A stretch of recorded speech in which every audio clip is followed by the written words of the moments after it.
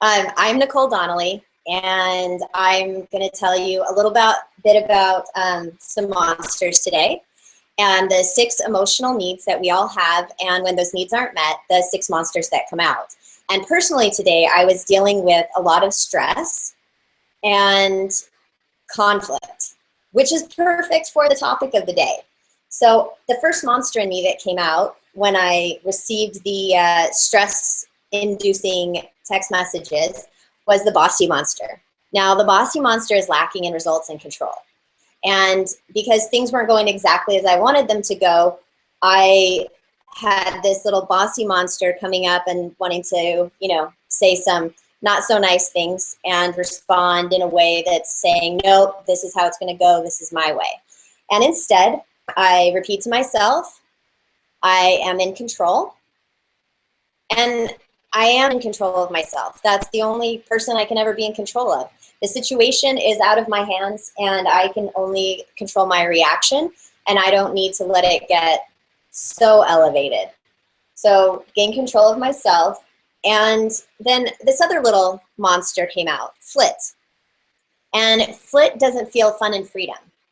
And Flit is like, well, this isn't very fun. I'm going to go do something else. Flit doesn't want to deal with reality sometimes. It doesn't want to do homework. Flit doesn't want to do taxes. And you know what? Even through everything, got the taxes done, which is good news. And that freed me up a little bit more, and that's all that Flit wants. So get some things done and then be free.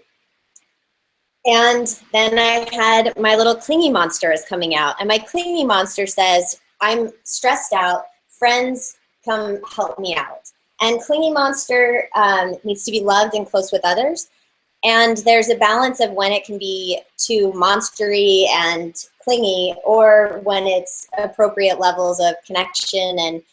And in this case, I chose to interact with my friends and say, hey, this is the monster I'm struggling with. Right then it was, bossy, and I have a challenge here. And I don't want to be having this monster rule my life. I want to be in control of my situation. So can we have a conversation about that? Like, I just want to be chill, and, bossy is on my shoulder. So I have a couple of girlfriends I was able to talk to in a really empowering context where it wasn't talking about how bad the person is or what I should say to them or telling anybody off. It was really in problem-solving mode. And, okay, let's get control of yourself and control the situation, do some breathing, walking around, and calm down. The next monster I experienced, this is all within the last few hours, was Shy. The little green guy Shy here. And all Shy wants is peace and happiness and for everybody to get along. And so when I'm not feeling peaceful and happy, then I'm not so inclined to reach out and say, hey, everybody, let's be peaceful and happy. It's like, no, I'm just going to go hide and protect my own peace. When I feel like I've got inner peace and strength and happiness, then I can support others and share. And that's what I'm doing here with you.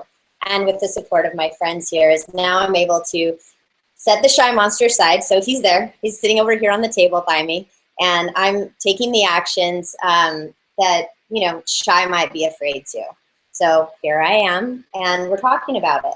So I can be helpful, which is one of Shy's mantras. I'm helpful, I am peaceful, and I'm in control of myself, which I clearly am. The other 2 monsters that are here, and bully kind of shows itself too. Bully might say, oh, that person's a jerk, or bully might make somebody feel smaller, because if I didn't feel good about myself and have self-worth and integrity, then I could say, you're just stupid. And this, I've seen this with a friend of mine going through the same situation, and he gets the inflammatory text messages back and sent out equally inflammatory messages calling the other person stupid. And once we started talking about it in HappyCamper context, then those kind of messages stopped. And the inflammation was quieted, the fires cooled down, and they were able to get to a resolution because just one person was responsible and took it down a notch. And also the bully, the opposite of bully. So people can go into this mode when they're not doing what they say that they were going to do. And your kid doesn't clean their room or something like that, then they can be, and they know they're supposed to, then they could be in a bully mood and not even realize that that's wise. They feel bad about themselves for not having done what they said they were going to do. And so as with some of the text messages that occur, well, you said this was our agreement, and then it comes across as, no, this, I'm going to do something else, not what we agreed to. And so the person on the other side is then turning into the bully. And I can choose to interact with their bully with equal force, or I can choose a loving path. And I can have compassion, kindness, and calmness through this. And that's the challenge. That's the constant challenge, is everybody has these monsters that come out, and it's in how we deal with them. The last one, and the last one is a way that when I'm feeling imbalanced, then I can lead. And a leader can overcome a bully. A leader, when out of balance, can often turn into a clown. If you think of a class clown, they're going to be making people laugh, but they don't necessarily really even know the information. A leader is somebody who can learn and grow and then share the knowledge with others. So for me to lead in a situation where I might get inflammatory messages, then I need to feel confident in myself that I can learn and grow, and I can practice what I preach, basically. And especially with doing emotional intelligence, I need to send back emotionally intelligent messages every single time. So no matter what I might get called or what might get said to me, it's my responsibility, now that I know, to act in an emotionally intelligent way.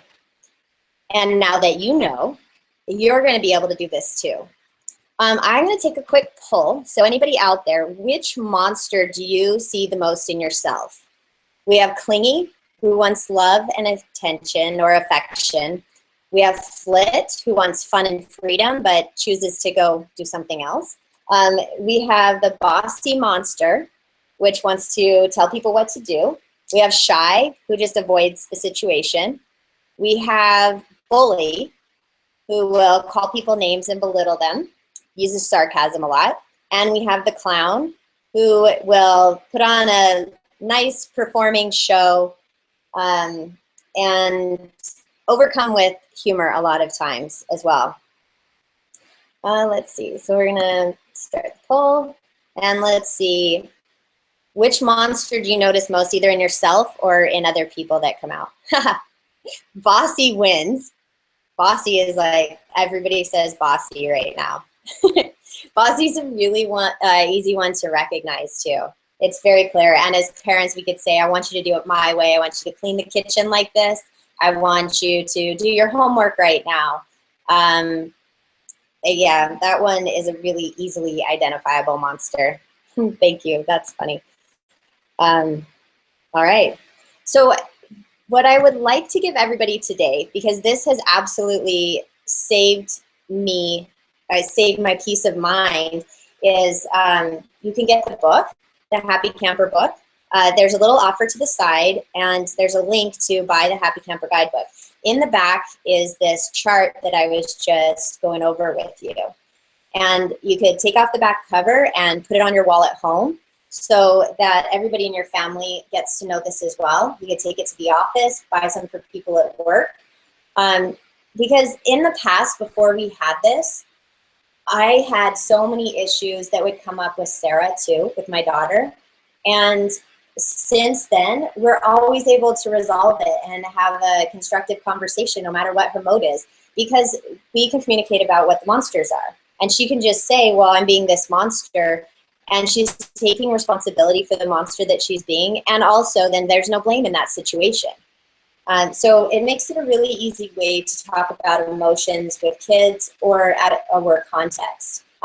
So buy the book so that you can have a great conversation with your kid, and you will also have some better sleep. Like, if this saves you from one sleepless night, then I think the $10 book is worth it. I'd say this has saved me many sleepless nights where I might have been stressed out about relationship or any of those situations before. I don't have to stress out so much now. I might have a little freak out, but you know, that's temporary. Do you have, Ara says, love that it takes the blame out. Yeah. The ground rules for using the Happy Camper model is that, first of all, we get curious. So when I was in the situation just today, I look at it and like, okay, which part of me is being threatened? Which of these emotional needs is being threatened in myself, and to identify which monster I needed to have a conversation with. And then nobody's wrong. The person sending the messages isn't wrong. I'm not wrong for having those feelings about it. And I don't have to let the feelings have me. No blame, no excuses. So just to take, and also be kind and take responsibility. So I can be kind to myself and acknowledge that, hey, this is what's happening. And also that everybody has these feelings.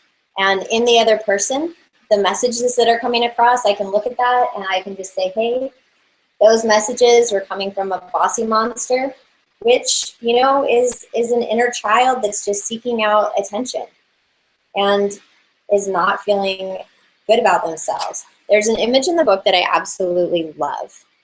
Well, there's a few. You can see me and my girl. I love those. But there's this one from Burning Man, and it's a gigantic piece of art that has these two adult figures bent over, and they're back to back. And then the child inside, the children inside, they're reaching out to each other. And the children inside, they just want to be loved and hugged. And the adults, as adults, we often turn our backs to each other and get upset with each other when really embracing each other could be the solution. So when you think about your children, you might have a 2-year-old that throws a temper tantrum. You might have a teenager that throws a temper tantrum.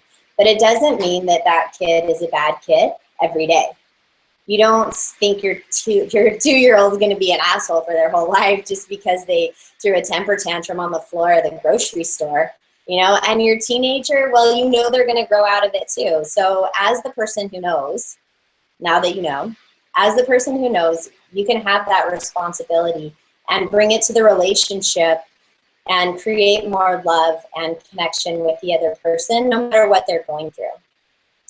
And so we're just going to keep it short today. I just wanted to share this story with you, what was going on. And you know, any conflict situation with the Happy Camper model, you can get through it. You can absolutely get through it with love and affinity and not losing any of that between the two people. Does anybody have any questions or a situation that they would like to talk about?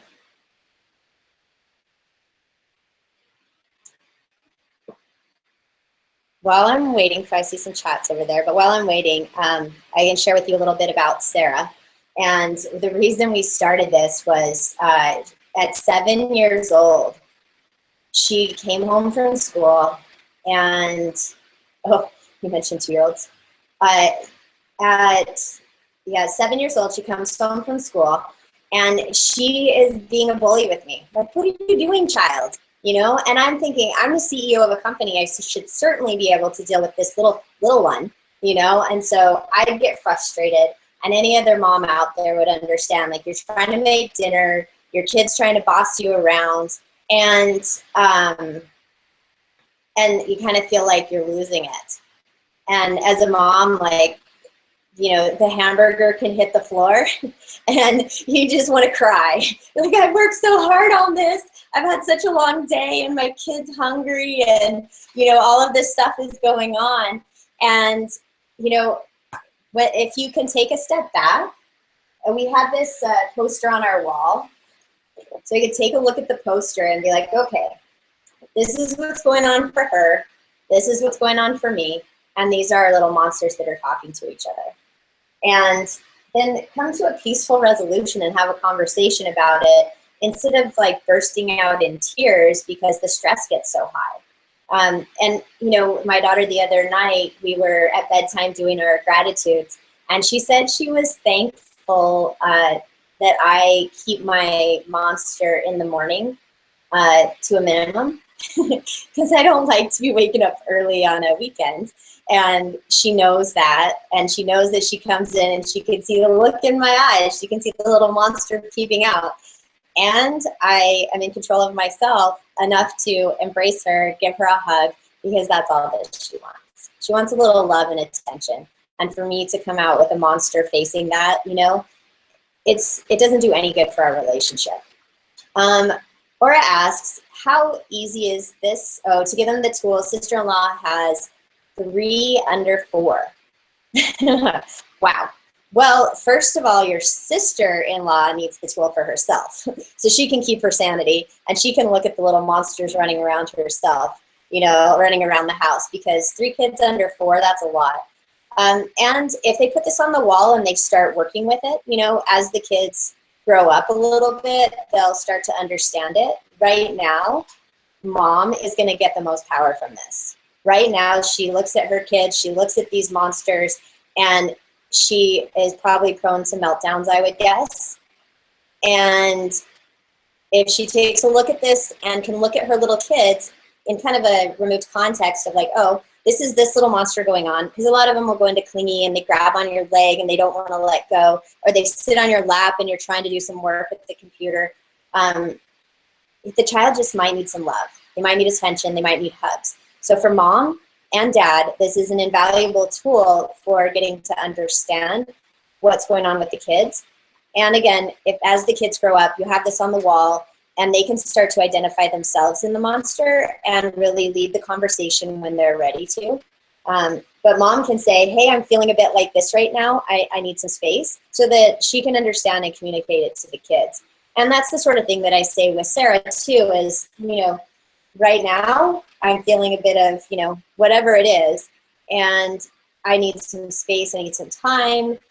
And what do you need? You know, do you need a hug? Do you need some space? Do you need to go paint or draw?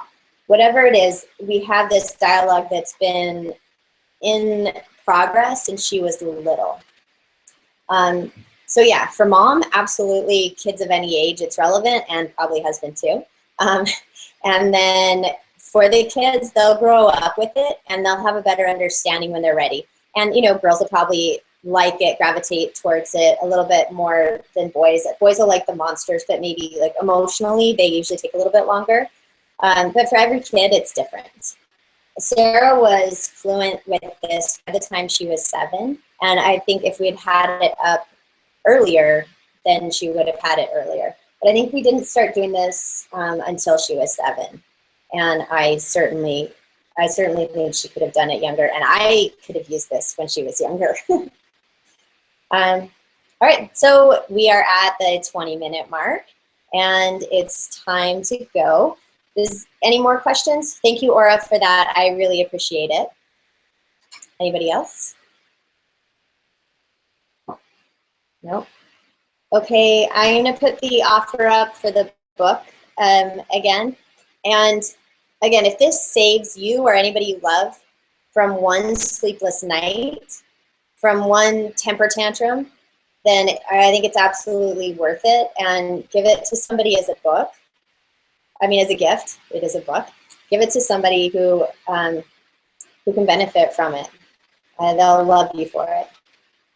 All right, thank you very much for tuning in this week, and we will see you next week. Bye.